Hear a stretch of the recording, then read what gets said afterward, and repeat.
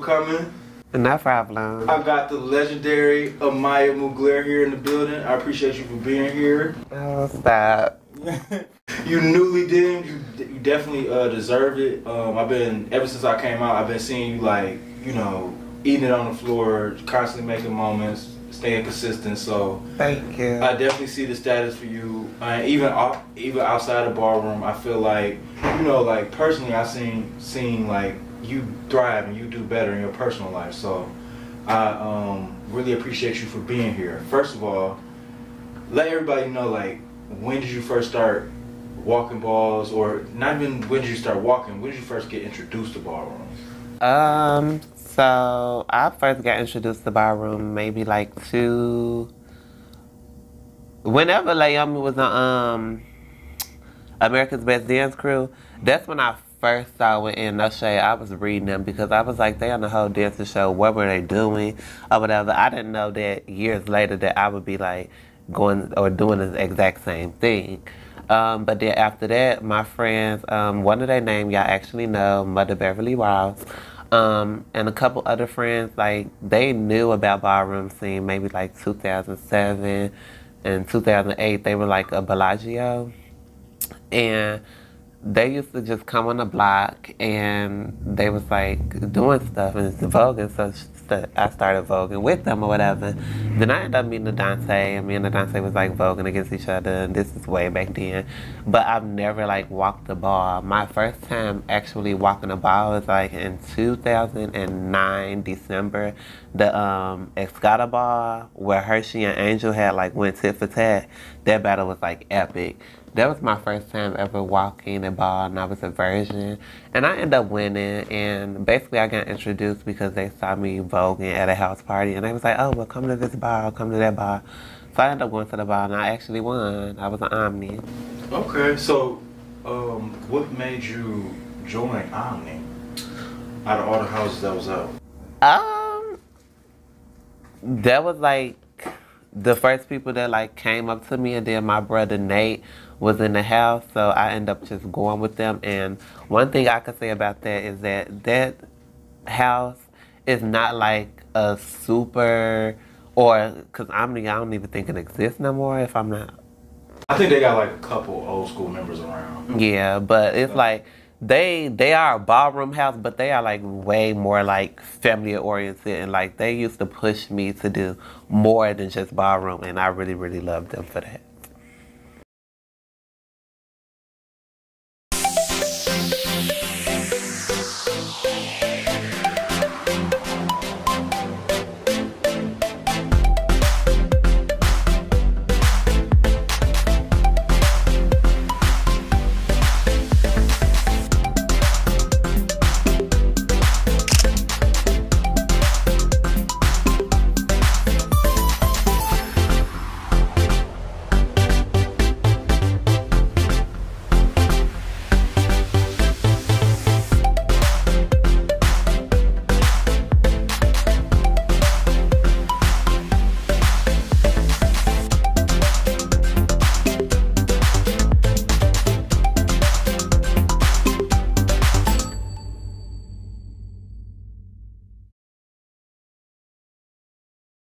How many houses have you been in altogether since the beginning until now?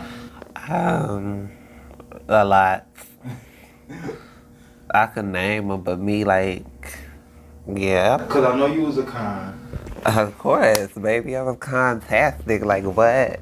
I was a con. I was a prodigy. I was an Omni.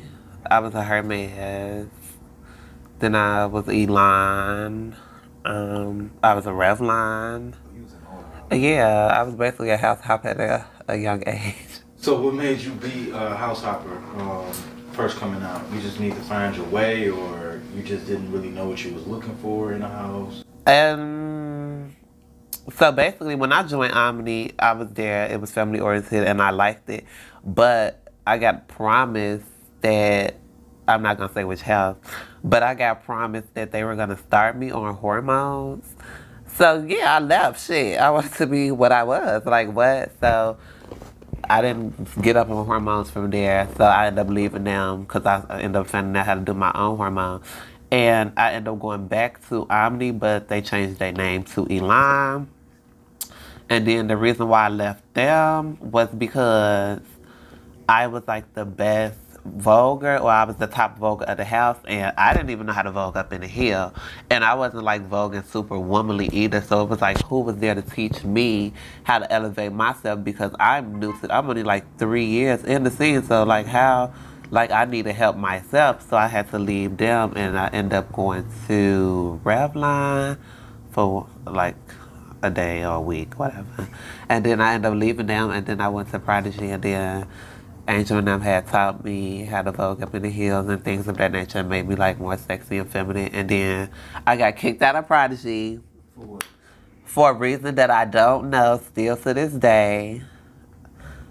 So they just tell you you gotta go? Like, this. Yeah, they just kicked me out because it was like Angel ended up leaving, and then Adante and Nyla and them left.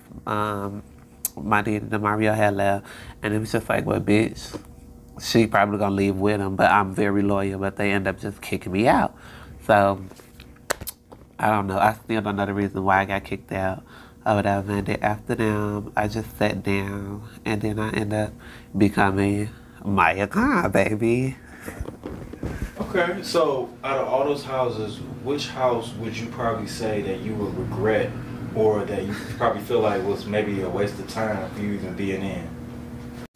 I would say the House of Hermes, and the reason why I'm saying that is because I left a house that was family oriented and that was like really pushing for me to go to a house, basically the house that promised me hormones, which they didn't. And then in that house, I could have been like the it girl, but they didn't like the father of the house, so our whole house felt like they was taking it out on us because they couldn't take it out on him. So basically, like, walking balls, the politics of it matters. Yeah, most definitely. Have you ever had like bad politics, like based off of like any of your personal dealings with somebody in the scene? No, not really. I don't really like get into it with people in the scene. I try to keep PG-13, but I'm under hands. Okay. Okay, enough said. So, what would you say to like anybody that's maybe like coming up fresh in the scene who is looking for a house? How do you know what you need in a house? How do you assess your needs and wants in the scene if you really don't know anything about these houses? How do you pick your home? That's hard because clearly I'm a house hopper. But just stay true to who you are or whatever. Don't let nobody like tell you where to go or where you need to be. Just follow your mind and see where you, like Jaylon, for instance. People was like, girl, she's in the wrong house and this and that and the third, but Jaylon is making it hot in her house, a brand new house. So just stay where you are and do what you need to do. You'll be seen eventually. That's true. And speaking of Jaylon, like I like sat down, I did an interview with her, and you know, like you were one of the names she brought up when I was saying like, you know, the girl she was watching and like, really? When she like came up and stuff like that. So you being, you know, one of the like girls that is like leading the way for the new girls coming up, who were some of the people that you watched growing up? So some of the clips that you studied and stuff like that. Well, I wouldn't say I studied anybody's clip because I wasn't like really watching clips like that. So I would have to just say like Naomi first and foremost because I saw her on America's Best Dance Group, and then after that I ended up going to like balls, and once I went to balls I was seeing Skittles. Like to see Skittles perform on the videos and stuff is everything, but to see her actually perform in person is everything. Like I used to actually like battle her back in a Maypole. It's like a Maypole party. It was like legendary here, and she used to fuck me up all the time. But like she just knew, she knew I was gonna be like one of the girls, so she used to fuck me up every time. Yes, she did, and I loved it because she wasn't like one of the it girls that was like, well, bitch, I'm not finna sit up here and play in Vogue with you and da da da da. Like she was actually there to help me. Maya, ex Lavian, me and her used to battle back then. I used to see her. She was very soft and womanly. Paris Allure, or Paris Prodigy, Paris Meza, Paris. That's like my favorite film queen. Like me just seeing her, like once I first saw her, I was just like, oh my gosh, she is so pretty. Then when she was like Vogue and stuff, I was like, Paris is like the whole package to me. Like Paris is my, or how like the newer girls, they all look up and love Tamaya and they feel like she's the girl. I feel like Paris is the Tamaya of, I guess, the Midwest, like, or the Sanaya of the Midwest. Like it's so sexy, it's so girly, it's so cunt. Like Paris can do no wrong in my eyes. Aja, if y'all know about Aja Herrera was a bitch to not be fucked with. And a couple other people like my auntie Courtney, Rampage. If y'all don't know about her, she was one of the girls. It's just a lot of people. Okay. So out of like, I can't really say that. I was gonna say like, you know, you're a new legend now. So now you're in a space where, you know, you're no longer considered like this generation. So, But they trying to make me old? No, maybe not old, but maybe seasoned. I don't like seasoned chicken, so. You were silly. Season is good. Season means you know what you're doing. Season means that you had an opportunity to teach the next people coming up better than you knew. So, you know, I think ballroom, everybody say ballroom changes every like 5 to 10 years. You know, you can make that change for the better or for the worse. So, I think, you know, you somebody that's very entertaining, very energetic. Oh my God, you gotta be blessed with that. Where do you get the inspiration from to, you know, go out there and vote? Because like you said, it's a completely different when you see it on video recording, but when you actually are there to see you perform, it's the energy, it's the jumping off the stages, it's all of that. So, like, where do you get that motivation from to be that type of performer in the climate where everybody is forcing it down your throat to be soft? It's just like the dancer in me. So it's like, it's once the lights is on or whatever, and basically once the categories start, it's like I just zone out and just basically go for what I know. But my inspiration would be like the singer Maya, but she's not like super dramatic like that or whatever. But just like looking at her videos, like the free video, she hopped through the tube. That's like me hopping off the stage. Like that's my girl. So I had to do what I had to do. Yeah, that's what's up. So I could tell you really into music a lot. You dance, do choreography. I'm fish. Yeah. Is that something you grew up with? Like, yeah. Been interested in? I've been dancing all my life. And once you finally got to ballroom, what made you just stay in it, stay consistent, and just basically never leave? I would say maybe like my friends and things, because they was like, Maya, don't stop, keep going. You're the girl, you're gonna be the girl, this and that and the third. But me personally, I've never like wanted to do it. I just wanted to learn the Vogue dance style because it was just a style of dance that I wanted to learn. Like I never saw myself like going so far or even becoming a legend in it. Why not? You've never seen yourself becoming a legend? Because I didn't think I was gonna be doing this all these years. Even like, I always take a break because I'm just not like into it or whatever. I feel like when I started voguing, I started like harming my body, and I didn't like that. But I still need to do what I need to do. What type of injuries did you get? I had an ankle injury. I had a knee injury. I had a elbow injury. A bitch almost kicked me in my face. Yeah, but I still kept going, pushed through. I got the battle wounds to prove it. Years of fucking bitches up.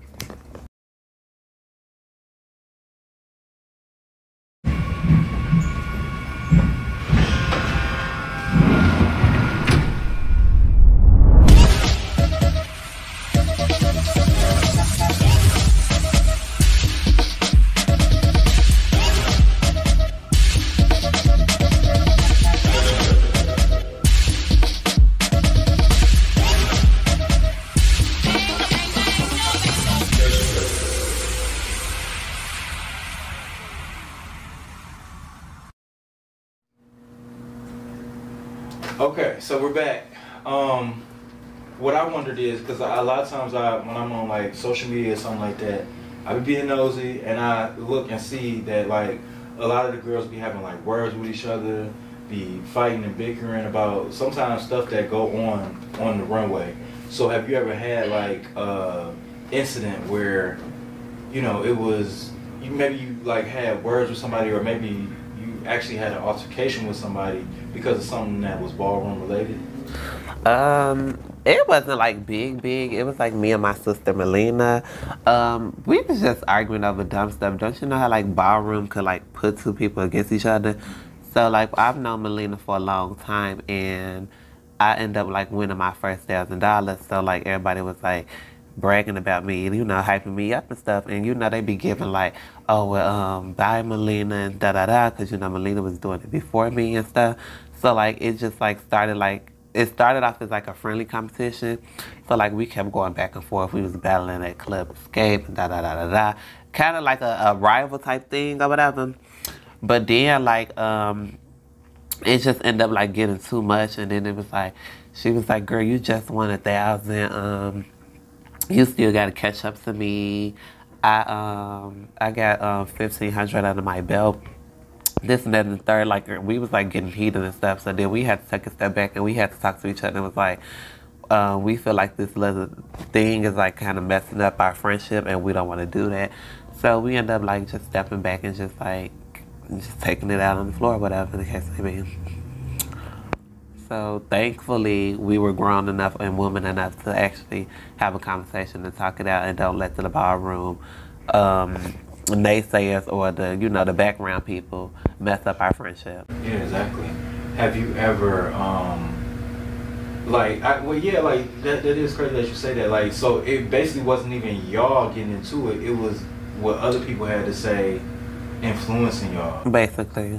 And I see that, like I've always seen it, like especially like when you at a ball and you on live, everybody got jokes.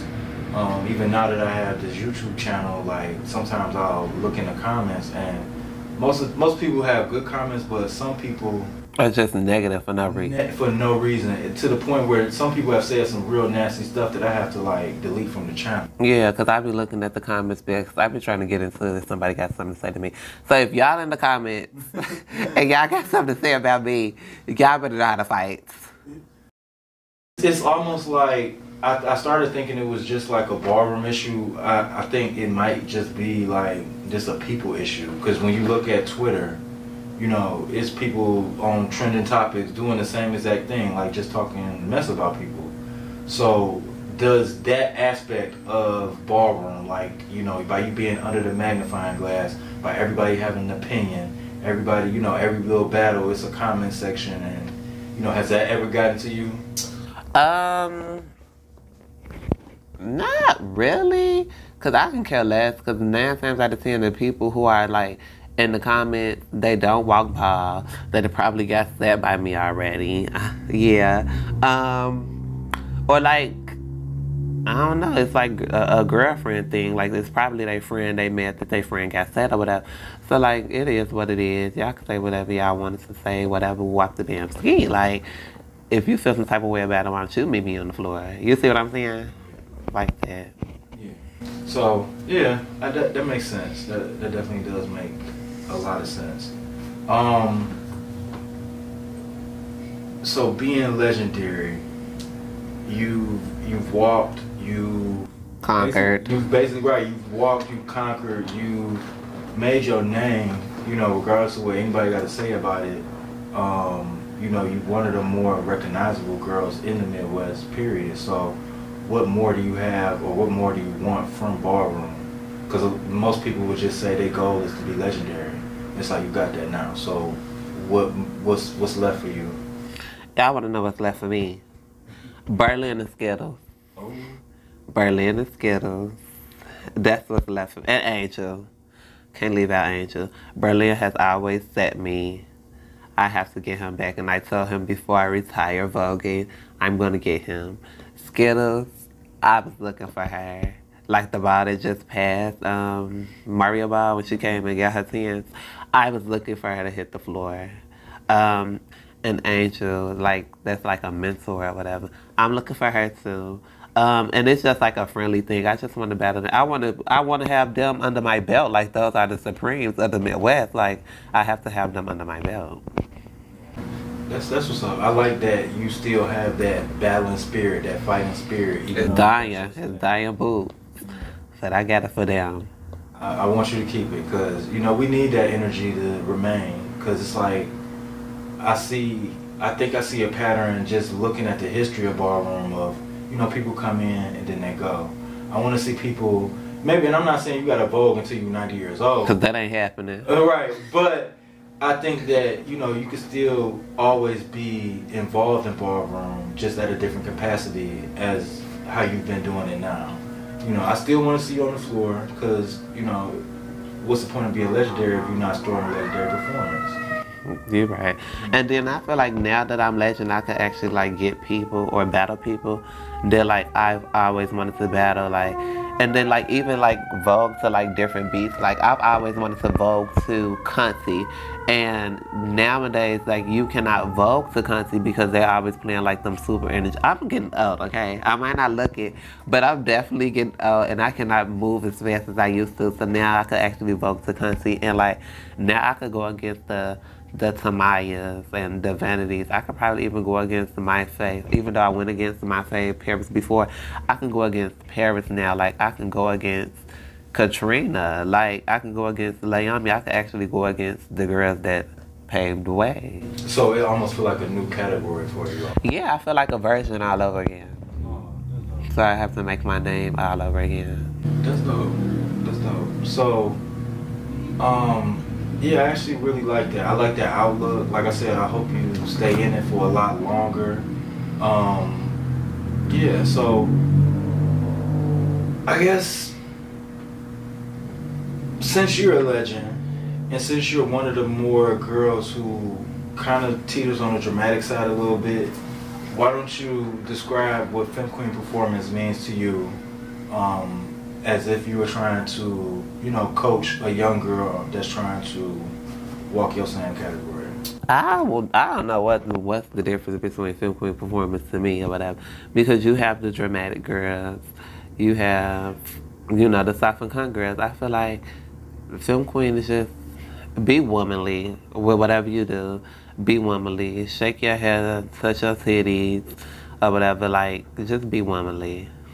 Dip as hard as you can. It's no shade, but make sure when you get up from that dip, you kind of rat the dip. Like be like girly with it to give you some essence of a woman. I got you. I understand that. Okay. So is there like anything that you want to like tell the next generation of ballroom that's coming up? Like any type of advice, whether it be ballroom advice, whether it be real life advice. How do they be as successful as you are in ballroom? Ballroom is gonna always be here, so it's okay for you to take a break. Make sure that you have a job, and this is for like the trans women or even the drag queens. Make sure that you like get a job or whatever and work on yourself or whatever. Don't rush your transition because ballroom wants you, or you have to have a certain size breast or something to be considered a film queen. Don't rush your transition. Move in your time, your orderly fashion, your manner, and just be the best girl. Or even for boys, be the best boy you can be, because I know ballroom could like kind of push them into like sex work, quick money, and scamming. No, it's okay to work a 9 to 5. It's okay to have a job and live a regular life. Yeah, most definitely. That's, I mean, not even just ballroom advice. Like I said, real life. That's real life advice. I like that. So there was one thing I forgot to kind of ask you, was to describe your favorite moment at a ball. You don't even have to have one. Because I got a lot. You just give me, you can even give me 2 maybe, but just give me like your favorite, like one moments where you just gonna like be like on your deathbed like years from now just thinking about that, like damn, that was a hot ball. Well,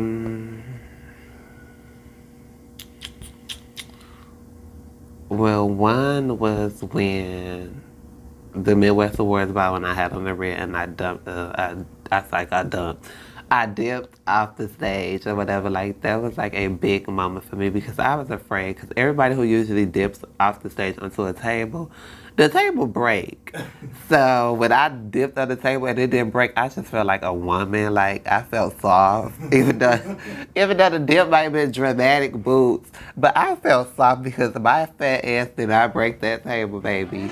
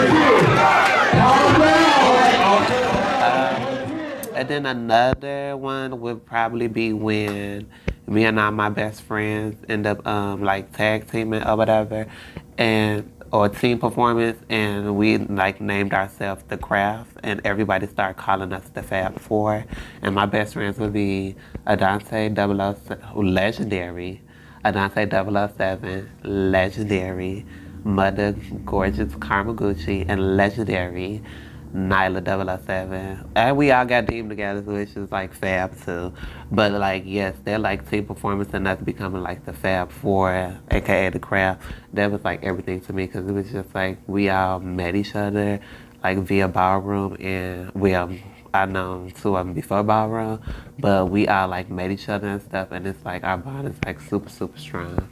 Yeah. So, and that's another thing that's good about Ballroom, I think, is that sometimes like in Ballroom you can like meet with, and not just meet them, but like actually become very, very close to people that you probably would have never crossed paths with. Sometimes maybe you would have, but I find that to be funny. And I like to hear that, like, you know, one of your favorite moments is because of the friendship that you got with them, and you know, it's not just all about balls. So yeah, that's dope. I appreciate that. Lastly, everybody that come here, I asked them to describe themselves in 5 words or less. Ghetto. I'm actually shy, but a lot of people don't know. I'm a nerd. A lot of people wouldn't know that either. I'm very family oriented, even though it might seem like I'm standoffish when I'm in like the house and stuff, but I'm very family oriented. And I'm very like secretive or closed off. I don't really like letting people into my world, but I don't mind like being a listening ear. And I am a fighter. And not like just in a bad way, but like in a good way. So if I see something, I'm gonna strive for it, and I'm gonna fight to make sure that I get it. But I also fight to beat somebody up if they play with me. That's dope. Well, I definitely will agree with you there. I definitely see that in you. Yeah, like I said, it's inspiring to see you out there, not just for performance people, but you know, you entertain all of us. I'm honored to have you here. Like I said, I feel like we need to put on for the Midwest more. We need to like give the Midwest more of their roses. It's not all about the East Coast, you know what I'm saying? We got so much talent here, and yeah, that's why I really appreciate just having you come here. So yeah, like, is there any type of advice that you want to give to the people? Be you. Don't let nobody tell you like you're too ghetto or you're too buff, you're too hard, or none of that. Just be you and give it time. Like it's like a butterfly. You start off as a caterpillar and then you go into the cocoon and then you're gonna blossom into a beautiful butterfly. So relate to that as your life. Just let it take its time and its course and you will be the beautiful butterfly that you want to be. Ladies and gentlemen, Legendary Amýa Mugler.